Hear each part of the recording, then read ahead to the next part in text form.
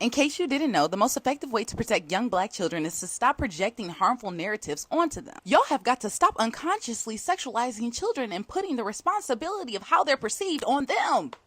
That's not their job. They're children. They're supposed to just be existing as children. Because a lot of the critiques for Northwest's outfit was an unwarranted projection of adult things on a 12-year-old child. Y'all saying that she looks too grown when she's only 12. She's 12. She cannot look grown if she is 12. And then on top of that, y'all are not basing it on her actions. You're just merely basing it on her being in her body. That is so harmful. Modesty is not protection. Ask any child who was victimized regardless of what they were wearing.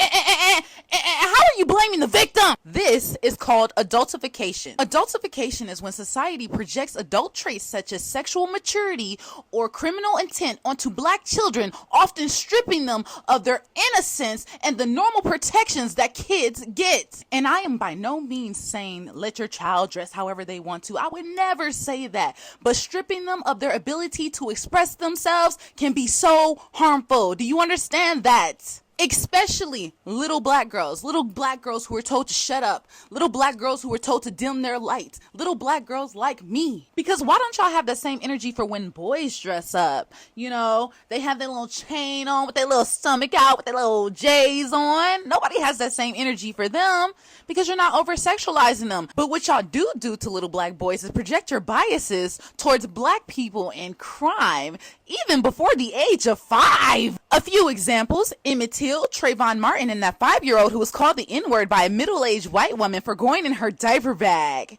He was 5 years old, but she projected her biases onto a 5-year-old black boy. And then she proceeded to go on and crowdfund almost $1 million. That's crazy. But back to Northwest, I really find it interesting that Penelope is not critiqued the same way. See, look at this birthday outfit.